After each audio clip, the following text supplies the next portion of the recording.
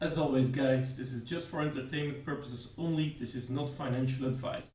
Hey guys, and welcome back to my channel. I am making this video to hopefully give a little bit of hope to those whose portfolio is down for a very big time. If you're lucky, you're outperforming the SP 500, but by now I would say even the most valuable value investor portfolios are down just because they're being dragged down with the index. And I mean, it's been a disaster. I think there's very few portfolios who are up. Also, hedges, they're for the majority, large majority down. My portfolio in particular has been able to outperform the SP 500, but I'm also down by at least 15%. So it's been quite devastating. It's hard, but I'm with you guys there. I'm with you guys there, and I'm not selling. I'm not selling because I don't have a glass sphere. I cannot see the future. If you have a glass sphere, let me know, and we will become very rich together very fast. The QQQ is even worse for all of you who have been invested in stocks. Like for many years, I probably was thinking, oh damn, I missed Netflix and I missed PayPal and I missed this and I missed that, and now all those stocks are being sold off to very reasonable levels, so that actually is going to give a lot of investors a chance to actually become invested. Some stocks that were previously far out of my reach are currently maybe to more appealing levels again, so there is good things about this. But I want to go into this video and see, yeah, maybe you're wondering, should I panic, should I not panic? So that's something that I want to discuss in this video. Firstly, and I think this is extremely important, that's the PE of the SP 500 that explains the price setting of the SP 500. You can see that it used to be extremely high at some point. So I guess this is COVID times, but yeah, it remained high for a very long time, way too high, not as high as in 2008, though there it went to extremes. But now it's at 19.51, and especially when you look at the last 20-30 years, you can see that this is starting to approach one of the more reasonable levels. Of course, we are not used to having levels of 8% inflation.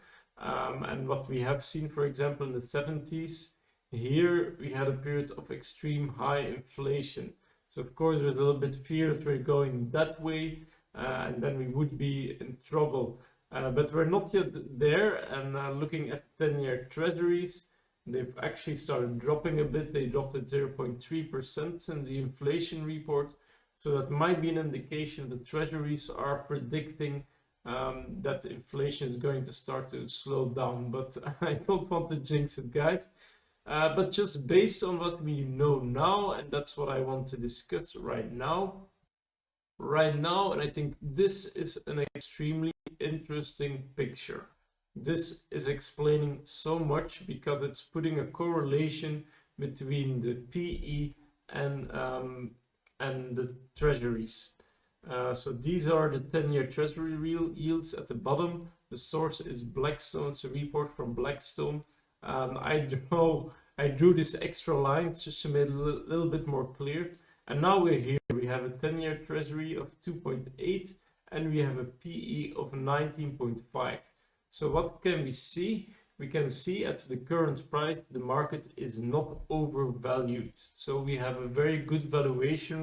And also we still have a very good forward PE. And I think that's quite important. The fact that our forward PE of the SP 500 is around 16.5.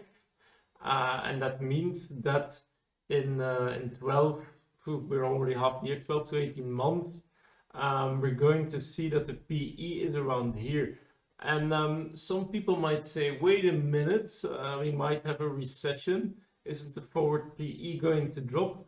Well, actually, I think like a lot of companies are realizing by now, I need profits. I need to get some profit. And I think that's what a lot of companies are going to try to do in the next 18 months. They're going to increase that profit. We already saw this with Unity. Unity announced that they can be profitable by Q4 this year. The stock market has really responded well to the announcement of Unity. I think more and more stocks are going to try to boost their earnings and to boost their profit. So I do not think that this forward PE is going to drop much, but that also means we're entering a much safer zone in the next 18 months, that even if the treasury yield would go to about 7%, we would still be in the safe zone. So that means that between now and 18 months, we're going to be in a very, very good place. And so that also means that you shouldn't worry about the stock market dropping right now, because it's going to recover as soon as the inflation starts to turn, as soon as that treasury yield starts to turn or even stabilize, then we're going to start seeing improvements, and that forward PE is going to keep improving and improving. So we're going to get closer and closer to an undervalued market. Right now it's neither undervalued or overvalued, but the more this is going to last, time is our friend here.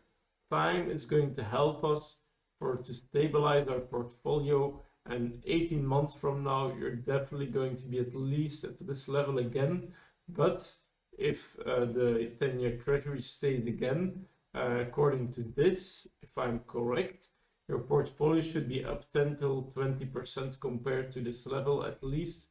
So that should make up for the losses you have this year. So don't worry. There is a reason why this is happening. It's painful now, but it's going to end.